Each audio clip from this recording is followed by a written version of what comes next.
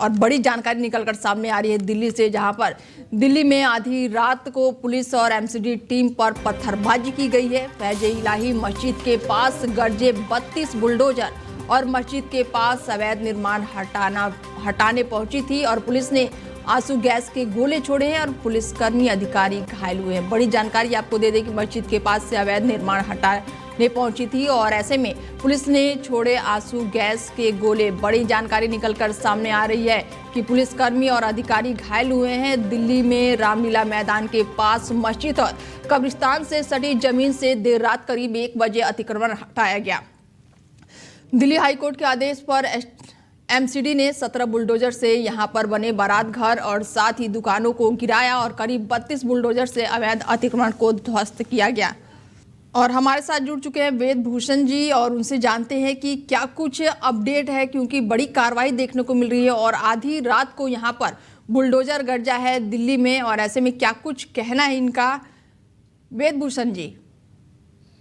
देखिए, दिल्ली ही नहीं पूरे हिंदुस्तान में जहां भी मस्जिद है उसके पास आप देखिए अतिक्रमण का ढेर लगा हुआ है। बिल्कुल। मैं एक ऐसी ऐतिहासिक जगह बताता हूं आपके चैनल पे, आपके व्यूअर्स के लिए, जहां आप सोच भी नहीं सकते कि वहां भी अतिक्रमण हो सकता है। पार्लियामेंट के, पुरानी पार्लियामेंट के मेन गेट के सामने जहां पर एक मस्जिद पुराने टाइम की बनी हुई थी, उसके बाद फखरुद्दीन जो प्रेसिडेंट ऑफ इंडिया थे उनकी जबरदस्ती वहां मजार बना दी गई।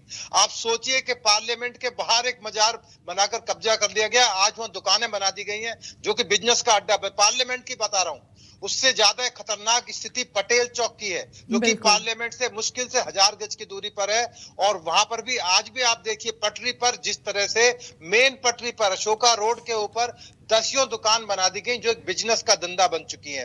तमाम दिल्ली के फ्लाईओवर, इंडिया के फ्लाईओवर पर पीर बाबा फ्लाईओवर के बीच में बैठा दिए गए। पीर बाबा, भाई फ्लाईओवर बने 20-30 साल के अंदर हिंदुस्तान में, पीर बाबा कब से आके वहां बैठे हुए हैं। तो ये जो दिल्ली के अंदर जो ये आज कार्रवाई हुई, ये कार्रवाई अभी केवल शुरुआत है। यदि सभी जगह चिन्हित की जाए तो हजारों की तादाद में ऐसे बुलडोजर चलेंगे, क्योंकि अभी आदेश हाई कोर्ट का आया है। सुप्रीम कोर्ट ने बार-बार डायरेक्शन दिए हैं, बल्कि पुलिस को, एमसीडी को, डीडीए को फटकारा है कि आप इस तरह के अवैध जो कब्जे हैं इनको तुरंत हटाएं। अब जो तुर्कमान गेट पर जो कार्रवाई चल रही है, आप जाके देखिए उस मस्जिद को, जो बड़ी मशहूर मस्जिद है, उसको कोई नुकसान नहीं पहुंचाया गया है। उसकी मस्जिद के दीवार के बाहर जितनी भी बारात घर थी, डिस्पेंसरी थी, दुकानें बना रखी थी, उसकी मात्र 50 गज की दूरी पर वक्फ बोर्ड का हेड ऑफिस। शर्म की बात यह है कि वक्फ बोर्ड के नाक के नीचे अतिक्रमण हो रहा है। वक्फ बोर्ड बिल्कुल शांत पड़ा हुआ। वक्फ बोर्ड की जिम्मेदारी है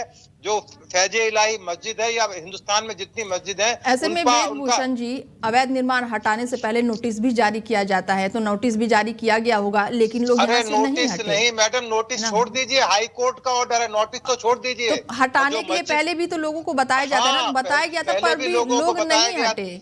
हाँ, वो हटाते नहीं है। वो सोचते हैं कि शायद राजनीतिक लोग उनको आके बचाने के लिए आ जाएंगे, उनके लिए मुस्लिम धर्म पूरा इकट्ठा हो जाएगा, देश पर ये दिखाया जाएगा कि मुस्लिमों पर जाति हो रही है, बल्कि उल्टा हो रहा है।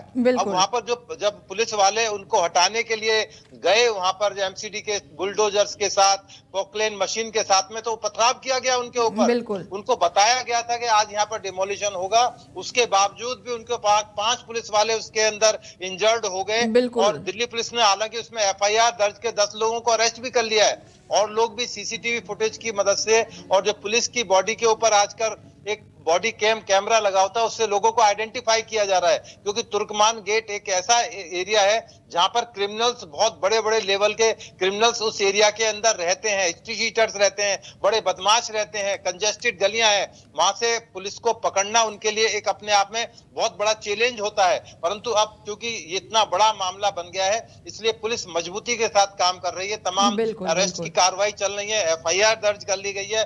लोगों को भड़काने की जो कोशिश की जाती है उसको न्यूट्रलाइज किया जा रहा है, लोगों को बताया जा रहा है। लेकिन वेद भूषण जी, जब भी हम देखते हैं इतने समय से बुलडोजर की कार्रवाई होती है, कहीं की भी अगर मैं बात कर लूं, पत्थरबाजी जरूर होती है। ये इनके यहाँ बताया जाता है, मक्का मदीना में जाए वहां पत्थर फेंके जाते हैं।